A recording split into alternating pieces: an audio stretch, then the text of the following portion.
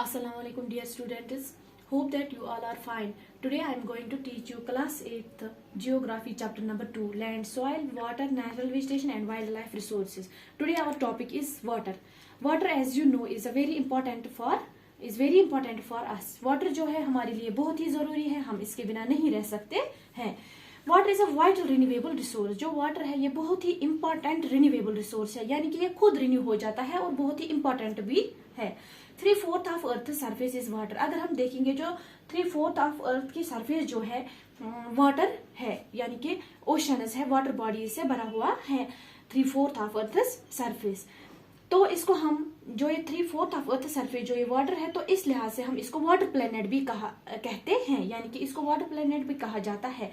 लेकिन जो ये ओशंस की सूरत में जो ये वाटर अवेलेबल है ये सैलाइन है, यानी कि ये पीने के लिए ठीक नहीं होता है, ह्यूमन कंजप्शन के लिए ठीक नहीं होता है, ये सैलाइन होता है. 3.5 billion years back life began in oceans. अगर हम देखेंगे बिलियंस ऑफ ईयर्स बैक जो है लाइफ स्टार्ट हो गई थी ओशंस में, यानी कि जो पानी में जानवर रहते हैं जैसे मछली वगैरह, तो वहां पे वो सब एनिमल्स रह रहे थे, बिलियन ईयर्स बैक से रह रहे थे. अब अगर हम आज देखेंगे 2/3 of earth surface is ocean. जो 2/3 ऑफ अर्थ सरफेस जो है ओशंस है, ओशंस की फॉर्म में है.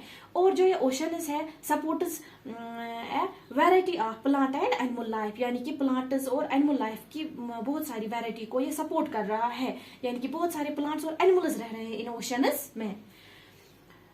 अगर हम देखेंगे जो फ्रेश वाटर है इट इज ओनली 2.7%, यानी कि फ्रेश वाटर जो अवेलेबल है, यानी कि हम ह्यूमंस के लिए जो फ्रेश वाटर अवेलेबल है कितना है 2.7% इज फ्रेश वाटर. और इस 2.7% में जो 70% है is in the form of ice sheets और ग्लेशियर्स.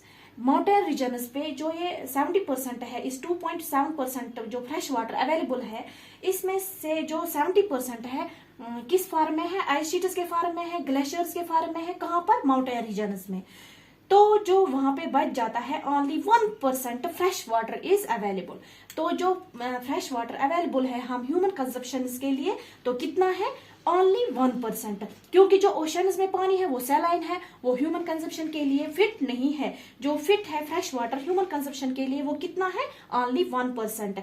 तो जो ये फ्रेश वाटर है बहुत ही प्रेशियस है हमारे लिए, क्योंकि इसका जो क्वांटिटी है बहुत ही कम है, ओनली 1% रह जाता है. और ये 1% जो है ग्राउंड वाटर की सूरत में है, रिवर्स जो है अर्थ की सरफेस जो रिवर्स है, लेक्स है, उनमें अवेलेबल है, या जो एटमॉस्फेयर है उसमें अवेलेबल है. तो ओनली 1% है फ्रेश वाटर, इसलिए ये बहुत ही प्रेशियस है, बहुत ही कीमती है for human consumption. Water remains constant on earth. जो वाटर है ये हमेशा एक जैसा ही रहता है अर्थ पे. वो कैसे, neither it we can add it nor we can subtract it. ना ही इसको हम ये इस वाटर जो है कांस्टेंट है अर्थ पे, बराबर रहता है, इतना ही वॉल्यूम है जितना है, इतना ही वॉल्यूम हमेशा रहता है. ये कैसे, ना हम इसको ऐड कर सकते हैं ना इसको हम घटा सकते हैं. ये कैसे इतना ही रहता है कांस्टेंट, कैसे इसकी क्वांटिटी रहती है, इसका वॉल्यूम कांस्टेंट कैसे रहता है, बिकॉज ऑफ वाटर साइकिल. जो वाटर साइकिल हो रहा है हमारे अर्थ पे, तो इस वजह से जो वाटर है it remains constant on earth.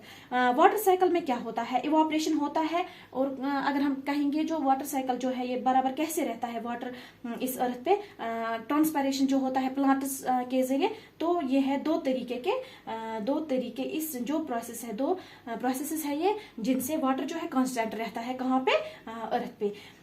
Water cycle में क्या होता है, इवापोरेशन होती है, कंडेंसेशन, प्रेसिपिटेशन, यानी कि ऐसे यहाँ पे वाटर है, चाहे ये रिवर्स में है, चाहे ये समंदर में है, चाहे ये ओशंस में है, तो ये कहाँ चला जाता है, जब सनलाइट जो है, जब इसकी हीट से जब ये वाटर जो है वेपर्स में चेंज होता है, तो इसको हम इवापोरेशन कहते हैं. जब यही वेपर्स ऊपर चले जाते हैं, कुछ डस्ट भी इसके साथ चला जाता है, तो क्या बन जाते हैं, यहाँ कंडेंसेशन होता है तो क्लाउड्स बन जाते हैं. तो फिर यहाँ पे क्या होता है, रेनफॉल, प्रेसिपिटेशन हो जाता है, यानी कि रेनफॉल की सूरत में वापस यहाँ पे ये वाटर आ जाता है. तो फिर से ये बराबर रहता है, जितना पानी था उतना ही रह जाता है. इस प्रोसेस की वजह से इसको हम वाटर साइकिल कहते हैं. इवापोरेशन, कंडेंसेशन, रेनफॉल, यानी कि वाटर का वेपर बन जाना, फिर क्लाउड्स बन जाना, फिर रेनफॉल, फिर से वापस आ जाना जहां पर ये पानी होता है. तो इसको हम क्या कहते हैं, वाटर साइकिल। तो इस वाटर साइकिल की वजह से जो वाटर है कांस्टेंट रहता है अर्थ पे। अब जो है वाटर शॉर्टेज, यानी कि वाटर शॉर्टेज कैसे हो सकता है, कौन से फैक्टर्स है जो वाटर, जो ह्यूमंस है हम बहुत सारा पानी इस्तेमाल कर रहे हैं, सिर्फ पीने के लिए नहीं, सिर्फ वॉशिंग के लिए नहीं, बल्कि जो हम दूसरे प्रोडक्शन प्रोसेस कर रहे हैं उसमें भी ज्यादा पानी इस्तेमाल होता है। यानी कि एग्रीकल्चर का हम काम करते हैं, इसमें प्रोडक्शन प्रोसेस है ये, या इंडस्ट्रीज हम बना रहे हैं उसमें भी पानी ज्यादा लगता है, या जनरेटिंग इलेक्ट्रिसिटी, इसके लिए हमें डैम्स कंस्ट्रक्ट करने पड़ते हैं, तो इसमें भी पानी का ज्यादा इस्तेमाल होता है। तो इस तरह से क्या है, ये फैक्टर्स है जो वाटर शॉर्टेज जिससे हो सकता है, स्कैर्सिटी ऑफ वाटर जिससे हो सकती है। तो ये कैसे, और कौन से है, इंक्रीजिंग पॉपुलेशन बढ़ती जा रही है, तो जो उनके जो राइजिंग डिमांड्स फॉर फूड, तो डिमांड्स फॉर फूड वो भी बढ़ जाएगा। तो इस तरह से क्या है, अर्बनाइजेशन ज्यादा हो रही है, तो इसमें भी ज्यादा पानी लग जाता है। राइजिंग स्टैंडर्ड्स ऑफ लिविंग, नई तरीके से जिंदगी जो रहन सहन हो रही है, जिंदगी का राइजिंग स्टैंडर्ड्स ऑफ लिविंग हो रही है। तो ये सारे जो है फैक्टर्स है जिससे वाटर शॉर्टेज हो सकती है।